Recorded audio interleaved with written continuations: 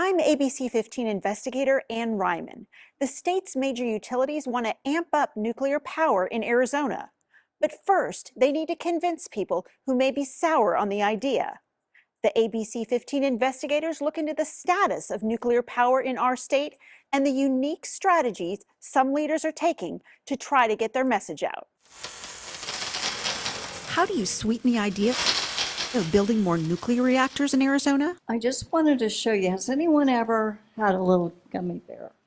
Gummy bears? Arizona Representative Pamela Carter explaining the fuel behind nuclear power. Well, one of these little pellets, the size of a gummy bear, it equals 1 ton of coal, 17,000 feet of natural gas, or 149 gallons of oil. Just one of these little tiny pellets. Carter introducing a resolution that supports nuclear energy. It comes as the state's 3 largest utilities announced they're exploring whether to add more sources of nuclear power, including nuclear reactors much smaller than Palo Verde. Clean energy, folks. Clean. But Carter's colleague, Representative May Peshalkai from the Navajo Nation, calls attention to what's inside those little energy pellets. Is there any uranium? Yes. in Yes, there? this would Yeah. be And uranium. so- Uranium mining is controversial. According to the EPA, the dust is linked to lung and bone cancer. It can contaminate water, and there are over 500 abandoned mines on the Navajo Nation alone.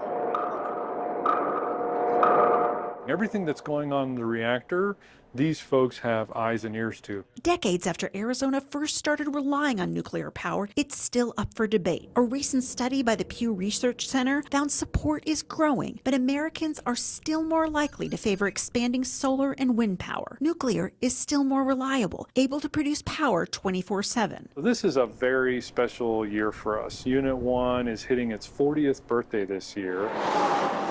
An hour west of Phoenix off the I-10 are 3 dome nuclear reactors that make up the Palo Verde generating station. A lot of our power goes to 4 different states. It's Arizona, New Mexico, California, and Texas. Operating since the mid-1980s, Palo Verde was, until recently, the largest nuclear power plant in the United States. We're the anchor that really holds the Western grid stable. VP of Site Services John Hernandez took ABC 15 on a tour that ended with leaders handing out, you guessed it, gummy bears.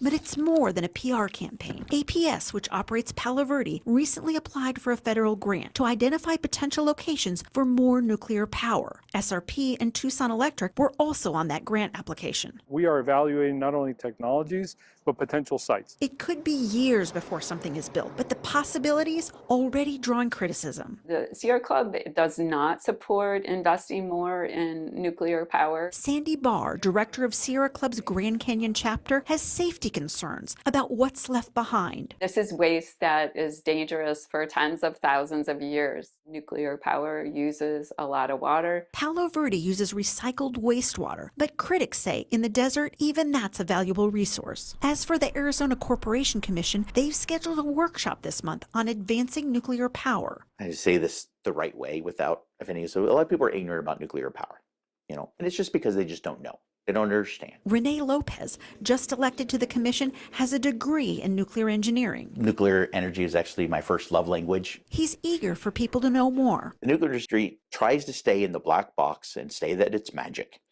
Nobody's going to buy into it.